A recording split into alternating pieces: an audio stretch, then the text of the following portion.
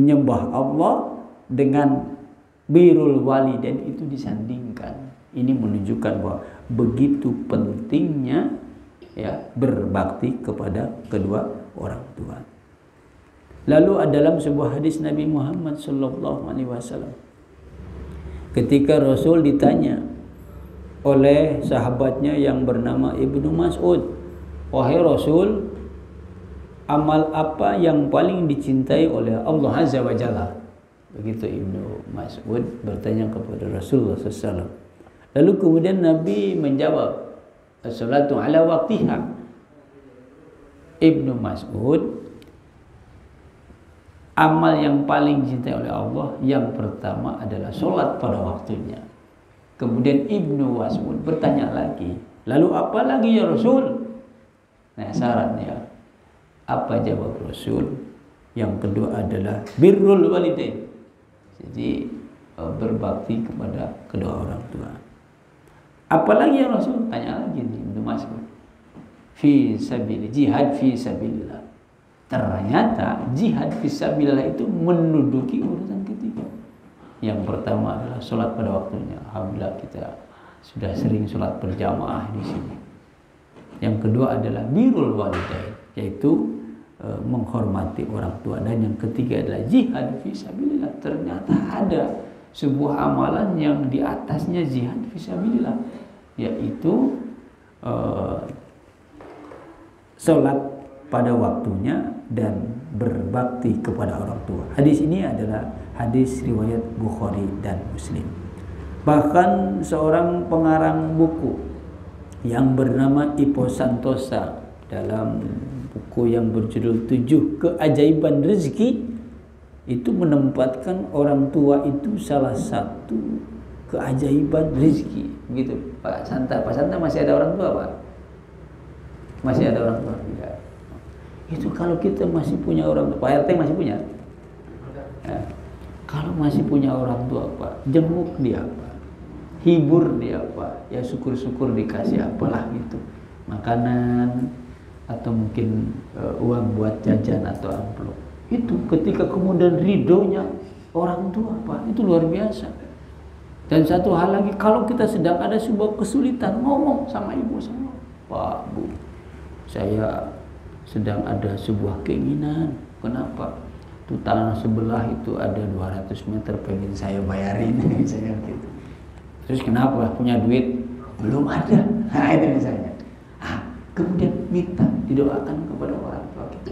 Tolong bagaimana caranya? Nah itu, Pak.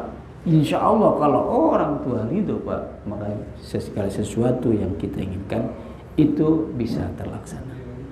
Dan Ipo Santosa mengatakan singkatnya dalam buku tersebut bahwa berbakti itu mengundang rizki, dan adapun durhaka kepada orang tua itu mengandung petaka. Ma'asyiral muslimin rahimakumullah.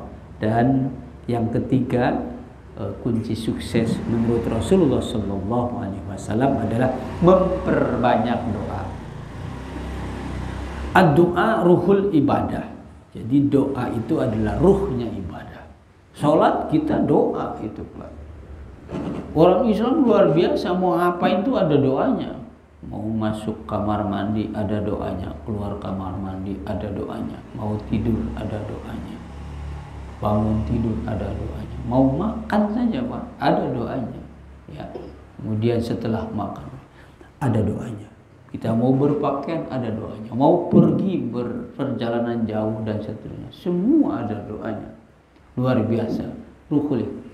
Ayo. Baik-baik. Insyaallah wajib. Ya. Jadi doa itu sangat penting. Seseorang yang bekerja keras siang malam, pagi-pagi kita berangkat kerja, anak masih tidur, dan kemudian kita pulang kerja malam, anak sudah tidur, itu kan namanya bekerja keras. Pergi pagi, pulang petang, walaupun mungkin pendapatan pas-pasan, ya. Itu kalau kemudian kita tidak diiringi dengan doa, itu disebutnya sombong oleh Allah Subhanahu wa Ta'ala. Tetapi kita terlalu banyak berdoa, tanpa kemudian kita berikhtiar yang sifatnya duniawi, itu pun adalah orang panjang angan-angan katanya, banyak melamun. Yang paling bagus adalah ikhtiar maksimal apapun yang kita lakukan, baru kemudian kita tawakal kepada Allah Subhanahu wa taala dengan cara berdoa.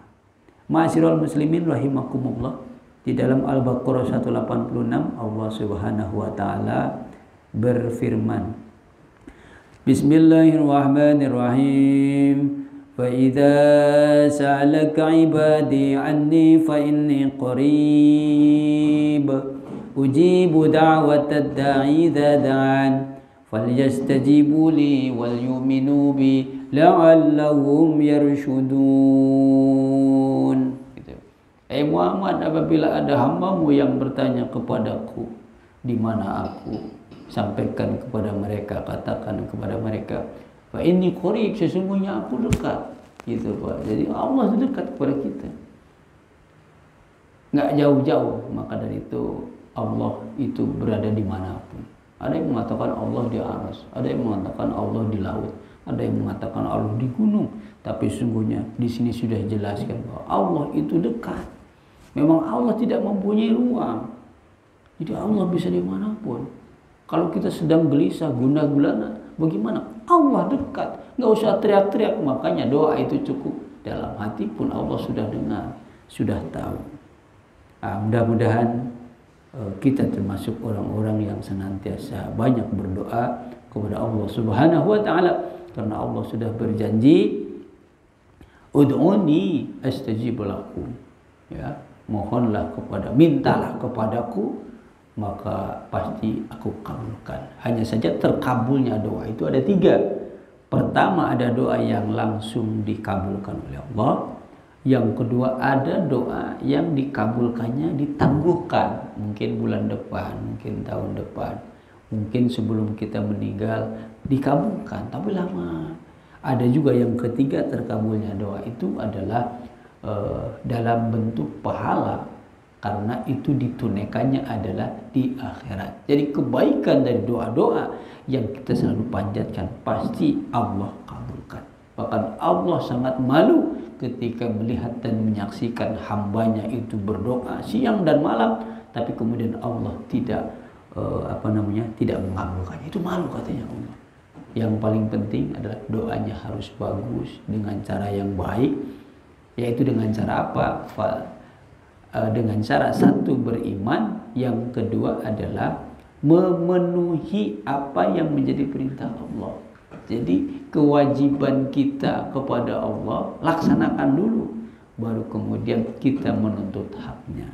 Ibu bapak hadirin dan hadirat yang berbahagia, saya ulangi, ternyata kunci sukses menurut Rasulullah SAW ada 3. Yang pertama adalah bertakwa kepada Allah. Yang kedua adalah berbakti kepada kedua orang tua atau birrul walidain.